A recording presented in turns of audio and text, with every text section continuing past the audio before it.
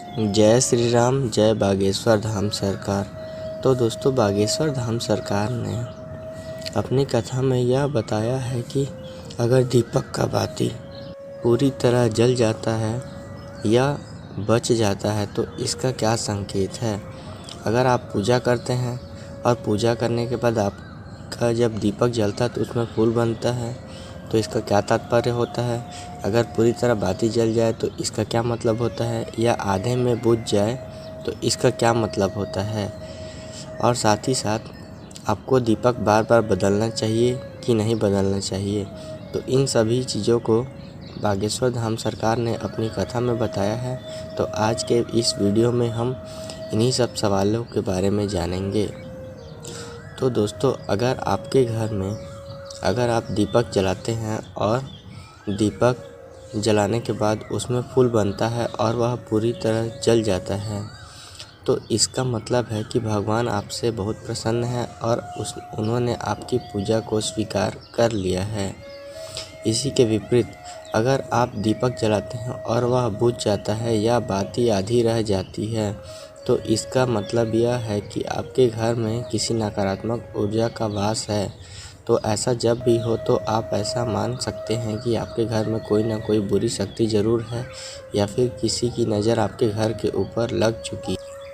आपका दीपक पूरी तरह जल जाए तो समझिए कि आपके घर की पूजा भगवान ने स्वीकार कर ली है।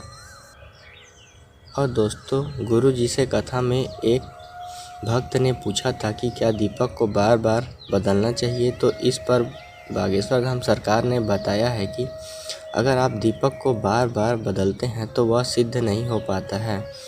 अर्थात अगर हम जब भी दीपक जलाएं और वह कई सालों तक उसी में हम दीपक जलाते हैं तो वह दीपक सिद्ध हो जाता है। फिर अगर आपके घर में कोई बुरी शक्ति लग जाए तो आप उस दीपक को गंगा जल में डाल के छोड़ सकते हैं, और उस दीपक को आपने जिस गंगा जल में जला था उस गंगा जल का छिड़काव पूरे घर पर करेंगे, तो इससे आपके घर की समस्याएं दूर होंगी। और अगर मान लीजिए कि आपका व्यापार नहीं चल रहा है तो भी आप इसे जल में डालकर उस जल का छिड़काव अपने दुकान या व्यापार के स्थान पर कर दे, तो इससे आपका व्यापार भी सही ढंग से चलने लगेगा। यही सब कारण है कि बागेश्वर धाम सरकार ने एक ही दीपक को कई सालों तक उपयोग करने के लिए कहा है। इसके अलावा अगर आपके घर में कोई व्यक्ति बीमार रहता है और कोई ऐसा दीपक जो कि आप कई सालों से जलाते आ रहे हैं तो वह सिद्ध हो चुका होता है, तो उसे गंगा जल में डाल दें और उस गंगा जल के पानी को जल में थोड़ी मात्रा में मिलाकर उस रोगी को पिलाएं। इससे उस रोगी को भी आराम मिलने लगेगा।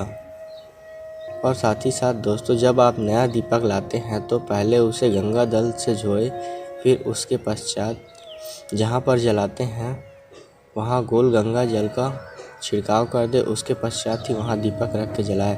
ऐसा करने से वह दीपक भी शुद्ध हो जाता है। तो दोस्तों, अगर आपको यह उपाय पसंद आया हो तो वीडियो को लाइक करिएगा, और बागेश्वर धाम सरकार की वीडियो सबसे पहले आप तक पहुंच सके इसके लिए चैनल को सब्सक्राइब करने के बाद बेल आइकन दबा दीजिएगा, ताकि जब भी कोई उपाय बताऊं तो आप तक सबसे पहले पहुंच सके। और दोस्तों, कई लोग बागेश्वर धाम सरकार को झूठा या गलत बताते हैं, तो आप अगर बागेश्वर धाम सरकार को मानते हैं तो कमेंट में जय श्री राम ज़रूर लिखिएगा।